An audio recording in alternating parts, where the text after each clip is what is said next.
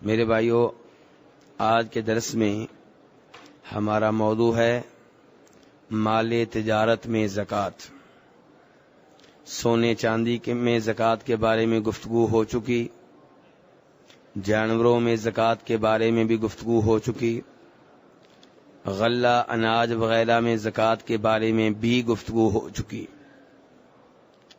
اور آج کا موضوع ہے مال تجارت میں زکوٰۃ، یعنی کہ وہ مال جو بیچنے کے لیے تیار کیا گیا ہے، کاروبار کے لیے تیار کیا گیا ہے، اس میں زکوٰۃ، چاہے وہ جانور ہوں، چاہے مشینری ہو، چاہے کپڑا ہو، کتابیں ہوں، پنکھے ہوں، کوئی بھی چیز ہے جو بیچنے کے لیے تیار کی گئی ہے، کاروبار کے لیے، تجارت کے لیے تیار کی گئی ہے، اس میں زکوٰۃ، یہ ہمارا آج کا موضوع ہے۔ اور چونکہ مال تجارت میں زکوٰۃ کے کچھ علماء کرام قائل نہیں ہیں، اس لیے یہ واضح کرنے کے لیے کہ مال تجارت میں بھی زکوٰۃ ہے، دلائل توجہ سے سننا ہوں گے تاکہ یہ موضوع اچھی طرح ہم سمجھ آئیں۔ جو آیت کریمہ میں نے آپ کے سامنے تلاوت کی ہے، اس سے بھی استدلال کیا گیا ہے اس بات پہ کہ مال تجارت میں زکوٰۃ ہے۔ چنانچہ اللہ تبارک و تعالی سورہ بقرہ میں فرما رہے ہیں کہ اے ایمان والو، ان اچھی چیزوں میں سے اللہ کی راہ میں خرچ کرو جو تم نے کمائی ہیں۔ اسی لیے امام بخاری رحمہ اللہ اپنی بخاری شریف میں تجارت کی زکوٰۃ واضح کرنے کے لیے باب باندھتے ہیں، باب صدقۃ الکسب والتجارہ، تو کسب سے مراد اس آیت میں تجارت ہے۔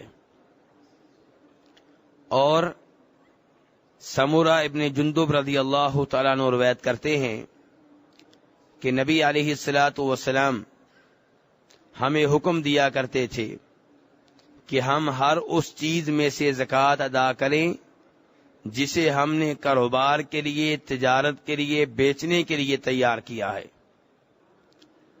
لیکن یہ روایت کچھ ضعیف ہے، اس لیے اس حدیث سے مال تجارت میں زکوٰۃ کے موضوع پہ مکمل طور پہ استدلال نہیں کیا جا سکتا، لیکن دیگر احادیث موجود ہیں جو مال تجارت میں زکوٰۃ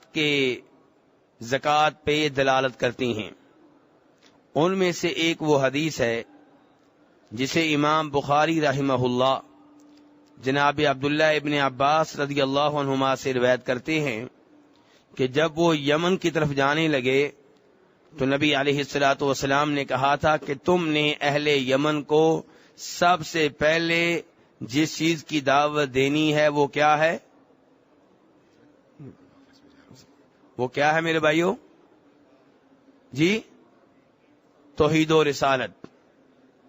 یہ سب سے پہلی دعوت تم نے ان لوگوں کو جا کے دینی ہے۔